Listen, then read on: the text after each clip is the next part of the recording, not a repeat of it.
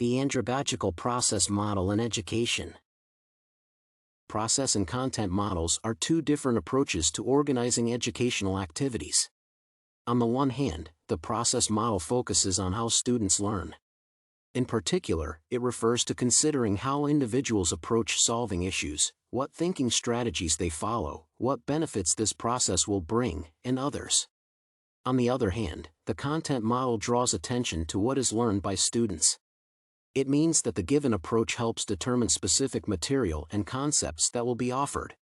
Furthermore, this model should reveal how the identified material can be structured to ensure that students understand and absorb it.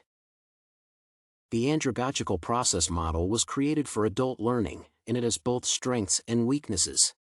The first advantage refers to the fact that this approach provides students with an opportunity to choose what they want to learn. Then, experiential learning is the second strength, meaning that students can be involved in education based on their experience that they have already had in a particular area.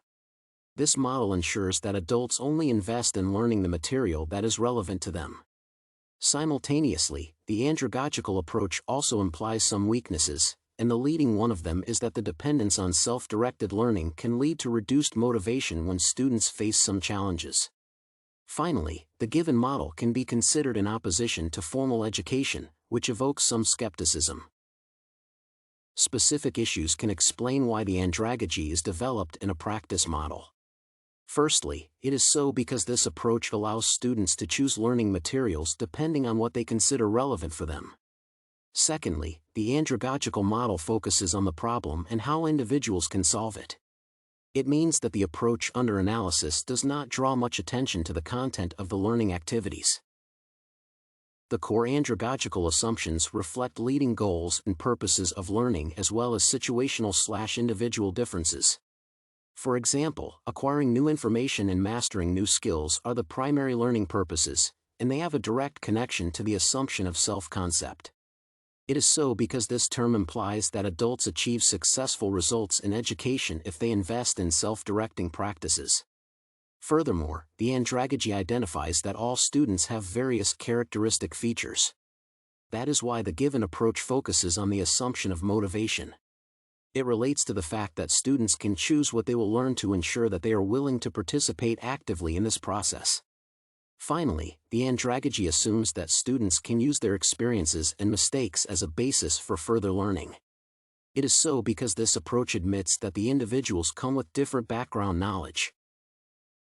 Knowles considered the andragogy a basis for an emergent theory because the researcher was the first to talk about the main characteristic features of adult learning. He understood that the concept had some differences compared to traditional children and adolescent learning principles, and the andragogical model was the first step to formalizing this sphere. Even though the given concept offers a few valuable comments, the andragogy has not been adopted as a leading theory. It seems that its weakness has contributed to this state of affairs. It relates to the fact that the andragogy offers some assumptions that do not agree with formal education basics, which refers to choosing the learning material by students. Consequently, it is challenging to imagine how this principle can be implemented to make the andragogy a defining adult learning theory.